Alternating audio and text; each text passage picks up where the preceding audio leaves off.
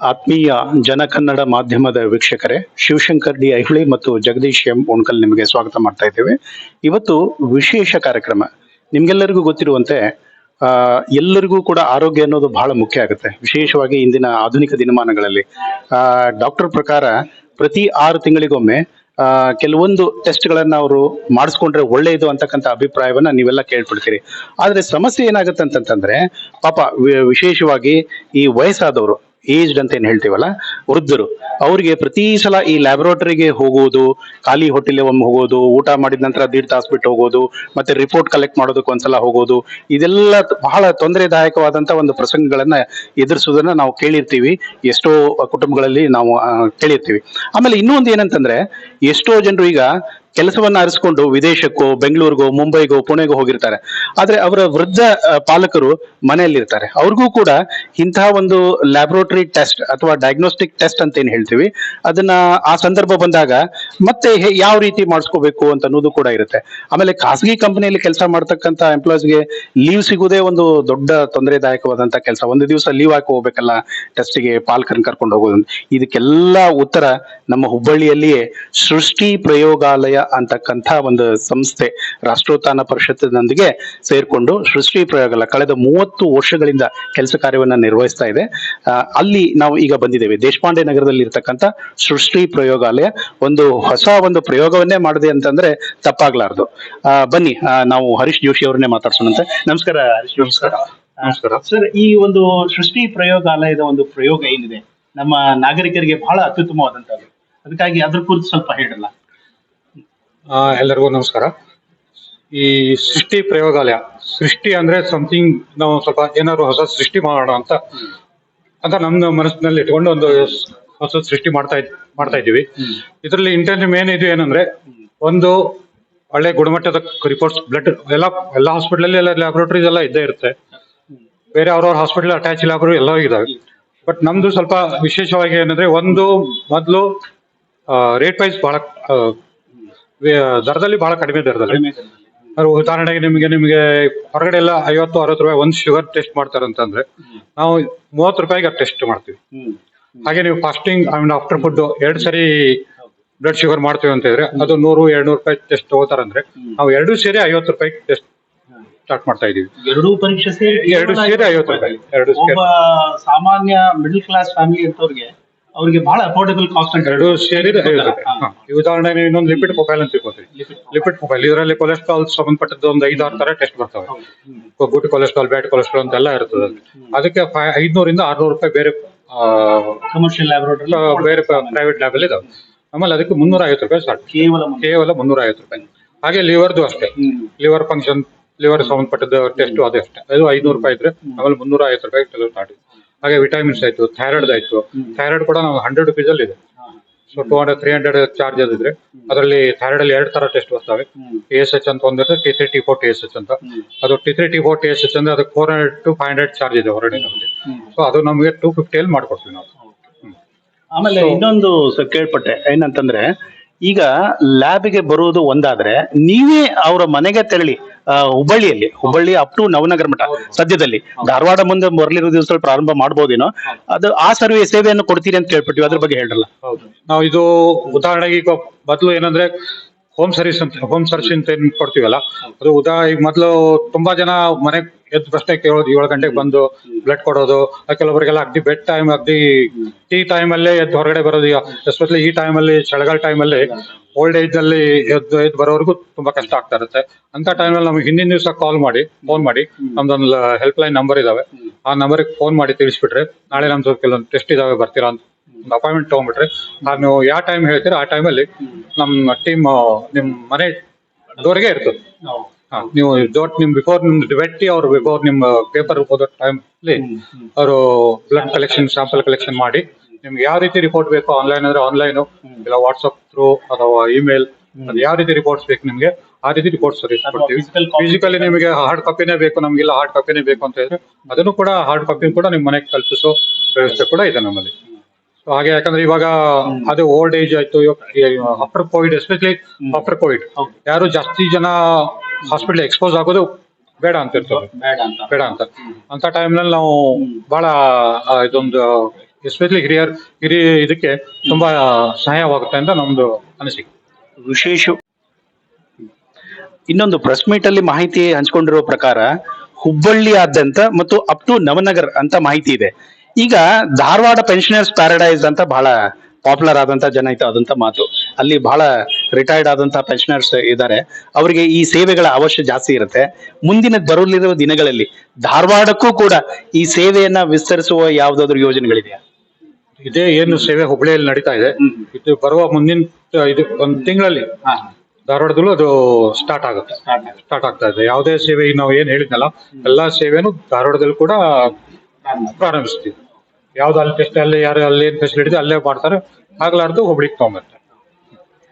So ಜನ ಕನ್ನಡ ಮಾಧ್ಯಮದ ವತಿಯಿಂದ ನಾವು ಎಲ್ಲಾ ಪ್ರಜ್ಞಾವಂತ ಪ್ರಬುದ್ಧ ನಾಗರಿಕರಲ್ಲಿ ಹೇಳುವುದಿಷ್ಟೇ, ಯಾವುದಾದ್ರೂ ಸಾಮಾಜಿಕ ಸಂಸ್ಥೆಗಳು, ಸರ್ಕಾರಿ ಸಂಸ್ಥೆಗಳು ಈ ರೀತಿ ಒಂದು ಕ್ಯಾಂಪ್ ಅನ್ನ ಏರ್ಪಡಿಸುವುದಾದಲ್ಲಿ ಮುಂಚಿತವಾಗಿಯೇ ಸೃಷ್ಟಿ ಪ್ರಯೋಗಾಲಯ ದೇಶಪಾಂಡೆ ನಗರ್ ಭವಾನಿ ಬಿಲ್ಡಿಂಗ್ ಇಲ್ಲಿ ನೀವು ಸಂಪರ್ಕ ಮಾಡಿದರೆ, ಅಥವಾ ಅವ್ರದ್ದು ವೆಬ್ಸೈಟ್ ಇರುತ್ತೆ, ಮಾಹಿತಿ ಇರುತ್ತೆ, ಅದೇ ನೀವು ಸಂಪರ್ಕ ಸಂಖ್ಯೆಗೆ ಸಂಪರ್ಕ ಮಾಡಿದರೆ ಅಲ್ಲಿಯೂ ಕೂಡ ಅವ್ರು ಹೇಳಿದ್ದಾರೆ ಈಗಾಗಲೇ ಒಂದು ಕ್ಯಾಂಪ್ ಅನ್ನ ಮಾಡುವಂತ ವ್ಯವಸ್ಥೆಯನ್ನ ಎಲ್ಲ ಯೋಜನೆ ಮಾಡಬೇಕಾಗತ್ತೆ, ಪೂರ್ವ ನಿಯೋಜಿತವಾಗಬೇಕಾಗುತ್ತೆ. ಯಾಕಂದ್ರೆ ಅವ್ರದೇ ಆದಂತ ಕೆಲಸ ಕಾರ್ಯಗಳಿರುತ್ತೆ, ಅದನ್ನ ಯೋಜನೆ ಮಾಡತಕ್ಕಂತ ಒಂದು ವ್ಯವಸ್ಥೆಯನ್ನ ಮಾಡಿಕೊಡ್ತೀವಿ ಅಂತ ಹೇಳ್ತಾ ಇದ್ದಾರೆ. ಹಾಗಾಗಿ ಈ ರಾಷ್ಟ್ರೋತ್ಥಾನ ಪರಿಷತ್ ಇಲ್ಲಿ ಬಂದ ಮೇಲೆ ಇದು ಸೇವೆ ಅಂತಾನೆ ಪರಿಗಣಿಸಬೇಕಾಗತ್ತೆ. ಇಲ್ಲಿ ಕಮರ್ಷಿಯಲ್ ಆಂಗಲ್ ಅಂತ ಅನ್ನೋದನ್ನ ಬದಿಗಿಟ್ಟು ಸೇವೆ ಅನ್ನೋ ಮನೋಭಾವವನ್ನ ತೊಳೆ. ಯಾಕಂದ್ರೆ ಅವ್ರು ಪಾಪ ಸ್ಪಷ್ಟಪಡಿಸಿದ್ರು ಜೋಶಿ ಅವರು, ಪ್ರತಿ ತಿಂಗಳ ಕನಿಷ್ಠ 20% ವರೆಗೆ ನಾವು ಅತಿ ಕಡು ಬಡವರಿಗೆ ಉಚಿತವಾಗಿ ಸೇವೆಯನ್ನ ಒದಗಿಸ್ಕೊಡ್ತೇವೆ ಅಂತ ಅಂದಮೇಲೆ ಇಂದಿನ ದಿನಮಾನಗಳಲ್ಲಿ ಎಷ್ಟು ಸಂಸ್ಥೆಗಳು ಈ ಕೆಲಸ ಮಾಡ್ತಾವೋ ನನ್ಗೆ ಗೊತ್ತಿಲ್ಲ. ಆದ್ರೆ ಸೃಷ್ಟಿ ಪ್ರಯೋಗಾಲಯ ಅಂತೂ ಈ ಒಂದು ವ್ಯವಸ್ಥೆಯನ್ನು ಮಾಡಿಕೊಡ್ತಾ ಇದೆ. ಅದರ ಪ್ರಯೋಜನ ಸದ್ವಿನಿಯೋಗ ಎಲ್ಲ ನಾಗರಿಕರು ಪಡೆದುಕೊಳ್ಳಿ, ಸಂಘ ಸಂಸ್ಥೆಗಳು ವಿಶೇಷವಾಗಿ ಪಡೆದುಕೊಳ್ಳಿ ಅಂತ ನಮ್ಮ ಜನ ಕನ್ನಡ ಮಾಧ್ಯಮದ ವತಿಯಿಂದ ನಾವು ಹಾರೈಸ್ತಾ ಇದ್ದೀವಿ. ಸರ್, ನಿಮ್ಮ ತಂಡ ನಿಜವಾಗ್ಲೂ ಬಹಳ ಒಳ್ಳೆ ಕೆಲಸ ಮಾಡ್ತಾ ಇದೆ. ನಿಮಗೆ ಒಳ್ಳೇದಾಗ್ಲಿ ಅಂತ ನಾವು ಹಾರೈಸ್ತೀವಿ. ಧನ್ಯವಾದಗಳು ಸರ್. ಜೋಶಿ ಸರ್, ಈಗ ಮನೆ ಬಾಗಿಲಿಗೆ ಸೇವೆ ತಲುಪಿಸ್ತೀರಿ ಅಂತ ಅನ್ನೋದು ಸರಿ. ಈಗ ಜನರಿಗೆ ಒಂದು ಪ್ರಶ್ನೆ ಇರುತ್ತೆ, ಅಂದ್ರೆ ಈ ಖರ್ಚು ವೆಚ್ಚಗಳ ಬಗ್ಗೆ, ವಿಶೇಷವಾಗಿ ಮಧ್ಯಮ ವರ್ಗ, ಕೆಳ ಮಧ್ಯಮ ವರ್ಗ ಅವರು ಕೂಡ ಇರ್ಬೇಕು. ಯಾಕಂದ್ರೆ ಆರೋಗ್ಯ ಅನ್ನೋದು ಎಲ್ರಿಗೂ ಮುಖ್ಯ, ಎಲ್ರಿಗೂ ಬೇಕೇ ಬೇಕು, ಅದ್ರ ಬಗ್ಗೆ ಪ್ರಶ್ನೆ ಇಲ್ಲ. ಆದ್ರೆ ಈ ಸೇವೆಗಳನ್ನೇನು ಒಂದು ಕಾಂಪ್ರಮೈಸ್ ಇಲ್ಲ, ಎಲ್ಲಾ ಸೇವೆಗಳು ಎಲ್ಲ ಅತ್ಯುತ್ತಮ ಗುಣಮಟ್ಟದ ಸೇವೆನೇ ಇರುತ್ತೆ. ನಿಮ್ಮ ಲ್ಯಾಬೊರೇಟರಿ ಇರ್ಬೋದು, ಇಕ್ವಿಪ್ಮೆಂಟ್ ಇರ್ಬೋದು, ನುರಿತ ನಿಮ್ಮ ಸ್ಟಾಫ್ ಇರ್ಬೋದು, ಅದೆಲ್ಲ ಓಕೆ. ಬಟ್ ಖರ್ಚಿಗೆ ಬಂದಾಗ ಯಾವ ರೀತಿ ಇರುತ್ತೆ ಅಂತ ಅನ್ನೋದನ್ನ ಒಂದು ಸ್ಥೂಲ ಚಿತ್ರನ ಕೊಡ್ಬೋದಾ ನೀವು? ಖರ್ಚಿಗೆ ಬಂದಾಗ ಅಂತ ಹೇಳಿ ಆ ವಿಷಯ ತಗೊಂಡ್ರೆ, ನೀವು ಹೊರಗಡೆ ಸರ್ಕಾರಿ ಆಸ್ಪತ್ರೆಗಳಿಂದ ನೀವು ಕಂಪೇರ್ ಮಾಡಿದ್ರೆ ಸ್ವಲ್ಪ ಜಾಸ್ತಿ. ಅದೇ ರೀತಿ ನೀವು ಪ್ರೈವೇಟ್ ಹಾಸ್ಪಿಟಲ್ ಕಂಪೇರ್ ಮಾಡಿದ್ರೆ ಕಡಿಮೆ. ಸರ್ಕಾರಿ ಆಸ್ಪತ್ರೆಗಿಂತ ಜಾಸ್ತಿ ಕಡಿಮೆ, ಜಾಸ್ತಿ ಕಡಿಮೆ. ಇದು ಬಹಳ ಮುಖ್ಯ ಆಗುತ್ತೆ. ಯಾಕಂತಂದ್ರೆ ಆಗ್ಲೇ ನಾನು ಹೇಳಿದಾಗೆ ಈ ವೃದ್ಧರಿಗೆ ಏನ್ ಹಿರಿಯ ನಾಗರಿಕರು ಇರ್ತಾರಲ್ಲ, ಅವ್ರಿಗೆ ಇನ್ನೊಬ್ರು ಅಟೆಂಡರ್ ಬೇಕಾಗತ್ತೆ. ಎಷ್ಟೋ ಸಂದರ್ಭದಲ್ಲಿ ಅವರು ಖಾಸಗಿ ಕೆಲಸದಲ್ಲಿ ಇರ್ತಾರೆ, ಅವ್ರು ರಜೆ ಹಾಕಿ ಬರೋದು ಅದೆಲ್ಲ ನೋಡಿದ್ರೆ ಇದು ಉತ್ತಮ ಅಲ್ಲ.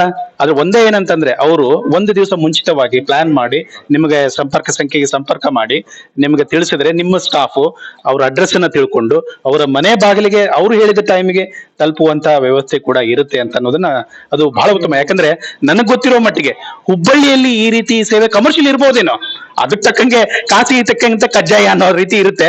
ಆದ್ರೆ ಮಧ್ಯಮ ವರ್ಗ, ಕೆಳ ಮಧ್ಯಮ ವರ್ಗದವರಿಗೆ ಈ ರೀತಿ ಸೇವೆ ಸಿಗುವುದು, ಮನೆ ಬಾಗಿಲಿಗೆ ಸೇವೆ ಸಿಗುವುದು ಬಹಳ ದುರ್ಲಭ. ಅದಕ್ಕೆ ಇದು ಒಂದು ಸೇವೆ ಅಂತೂ ಪರಿಗಣಿಸಿದ್ರೆ ತಪ್ಪಿಲ್ಲ.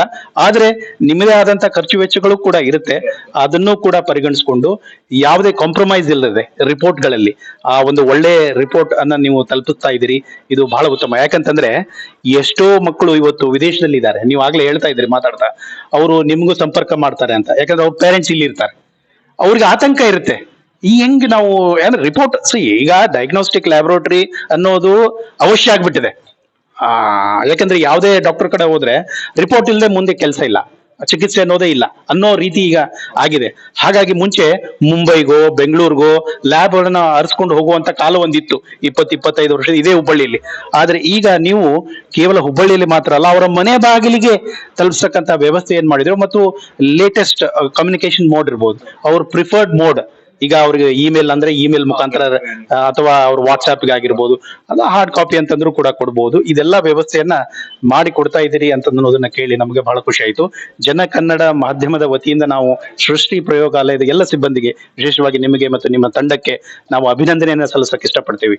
ರಾಷ್ಟ್ರೋತ್ಥಾನ ಸಂಸ್ಥೆಗೂ ಕೂಡ, ಯಾಕಂದ್ರೆ ಈ ರೀತಿ ಸೇವೆಯನ್ನ ಕಲ್ಪಿಸುವುದು ಬಹಳ ಮುಖ್ಯ ಆಗುತ್ತೆ. ಆಮೇಲೆ ಇನ್ನೊಂದು ನಿಮ್ಗೆ ಪ್ರಶ್ನೆ ಕೇಳ್ಬೇಕಾಗಿತ್ತು, ಏನಂತಂದ್ರೆ ಸಂಘ ಸಂಸ್ಥೆಗಳಿರುತ್ತೆ. ಈಗ ಹಿರಿಯ ನಾಗರಿಕರ ಸಂಘ ಸಂಸ್ಥೆಗಳಿರುತ್ತೆ, retired state central government employees association ಅಂತ ಇರುತ್ತೆ, ಅಥವಾ ಈ ಟೀಚರ್ಸ್ ಅಸೋಸಿಯೇಷನ್ ಅಂತ ಇರುತ್ತೆ, ಅಥವಾ ಈ ಕಾರ್ಮಿಕರು ಈ ಆಟೋ ಡ್ರೈವರ್ಸ್ ಅಸೋಸಿಯೇಷನ್ ಅಂತ ಇರುತ್ತೆ. ಅಂತ ಸಂಘ ಸಂಸ್ಥೆಗಳು ನಿಮ್ಮನ್ನ ಅಪ್ರೋಚ್ ಮಾಡಬಹುದಾ? ಮಾಡ್ಬೋದು, ಅವಶ್ಯವಾಗಿ ಮಾಡ್ಬೋದು. ಅವಶ್ಯವಾಗಿ ಮಾಡ್ಬೋದು. ಯಾಕಂದ್ರೆ ಇದು ಈ ಸೇವೆ ಇಂಥವ್ರಿಗೆ ಅಂತ ಸೀಮಿತ ಅಂತಿಲ್ಲ, ಇಂಥವ್ರಿಗೆ ಅಂತ ಸೀಮಿತ ಇಲ್ಲ. ಯಾವುದೇ ತರಹದ ಯಾವುದೇ ಎಲ್ಲ ವಯಸ್ಸಾದವರಾಗ್ಲಿ ಇಲ್ಲ. ಈಗ ಕೆಲವೊಂದು ಕಂಪನೀಸ್ ಇರ್ತಾವೆ, ಕೆಲವು ಮಲ್ಟಿನ್ಯಾಷನಲ್ ಕಂಪನೀಸ್ ಇರ್ತವೆ. ಅಂತ ಟೀಮ್ ಇಲ್ಲ, ನಮ್ ಟೀಮ್ ವರ್ಕ್ ಇಲ್ಲ, ಇಷ್ಟೊಂದು 50 ಜನ 100 ಜನ ಸ್ಟಾಫ್ ಇದಾರೆ, ನೀವು ಇಲ್ಲೇ ಬಂದು ಏನಾದ್ರು ಸರ್ವಿಸ್ ಕೊಡ್ತೀರಾ, ಅದನ್ನು ಕೂಡ ನಾವು ವ್ಯವಸ್ಥೆ ಮಾಡಿಕೊಡ್ತೀವಿ. ಈ ಗೌರ್ಮೆಂಟ್ ಸ್ಕೂಲ್ ಅಲ್ಲಿ ಆಯ್ತು. ಹಾಗೆ ನಮ್ದು ಕೆಲವು ಅತಿ ಕಡು ಬಡವರು ಇದ್ರೆ ಫ್ರೀನು ಕೂಡ ನಾವು ಮಾಡ್ತೀವಿ. ನಮ್ದು ಇಂಡಿಯನ್ ಹಾರ್ಡ್ಲಿ ನಮ್ದು ತಿಂಗಳಿಗೆ ಒಂದು ಏನಾದ್ರು 10 to 20% ಫ್ರೀಯಲ್ಲೇ ಟೆಸ್ಟ್ ಮಾಡ್ಕೊಟ್ಟಿರ್ತೀವಿ ಜನಕ್ಕೆ. 10 to 20% ಜನಕ್ಕೆ ಫ್ರೀ ಕೂಡ ಮಾಡಿದೀವಿ. ಓ, ಅಂದ್ರೆ ಸತ್ಪಾತ್ರರಿಗೆ, ಯಾರು ಬಹಳ ಕಡು ಬಡವರು ಇರ್ತಾರಲ್ಲ ಅಂತವ್ರಿಗೆ ಒಂದು 20% ತಿಂಗಳಿಗೆ ಅಂತ ಫ್ರೀ ಟೆಸ್ಟ್ ಗಳನ್ನು ಕೂಡ, ಅಂದ್ರೆ ಸತ್ಪಾತ್ರರು ಇರ್ಬೇಕು ಅವರು. ಅವ್ರು ಏನಪ್ಪಾ ಬಡವರು, ಕಡು ಬಡವರು, ಬಡವರಲ್ಲಿ ಬಡವರು ಅಂತೇವಲ್ಲ ಇದು. ಓಕೆ ಓಕೆ, ಇದು ಬಹಳ ಹೌದು ಹೌದು ಹೌದು ಹೌದು ಹೌದು.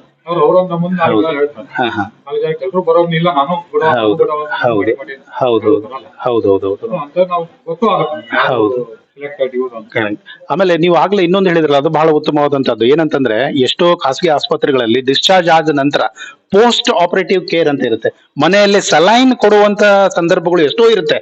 ಅಂತಲ್ಲಿ ಪಾಪ ಕುಟುಂಬ ಆತಂಕ ಆಗ್ಬಿಡುತ್ತೆ, ಏನ್ ಮಾಡೋದು ಅಂತ. ಅಲ್ಲಿಯೂ ಕೂಡ ನೀವು ಒಂದು ಸೊಲ್ಯೂಷನ್ ಕೊಟ್ಟಿದ್ದೀರಿ ಅವರಿಗೆ.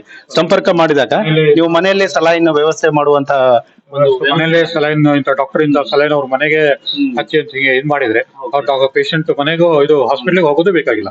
ನಾವು ಮನೇಲೆ ನಮ್ ಕ್ವಾಲಿಫೈಡ್ ಸ್ಟಾಫ್ ನರ್ಸ್ ಆಯ್ತು, ಕ್ವಾಲಿಫೈಡ್ ಡಾಕ್ಟರ್ಸ್ ಆಯ್ತು, ಕ್ವಾಲಿಫೈಡ್ ಟೆಕ್ನಾಲಜಿಸ್ಟ್ ಆಯ್ತು, ECG ಟೆಕ್ನಿಷಿಯನ್ಸ್, ಫಿಸಿಯೋಥೆರಪಿ ಟೆಕ್ನಿಷಿಯನ್ಸ್, ಹಾಗೆ ಡಾಕ್ಟರ್ಸ್ ಟೀಮ್ ಇದೆ.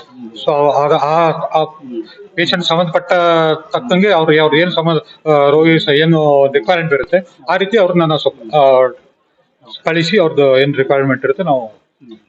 ಆಮೇಲೆ ಇನ್ನೊಂದು ಪ್ರೆಸ್ ಮೀಟ್ ಅಲ್ಲ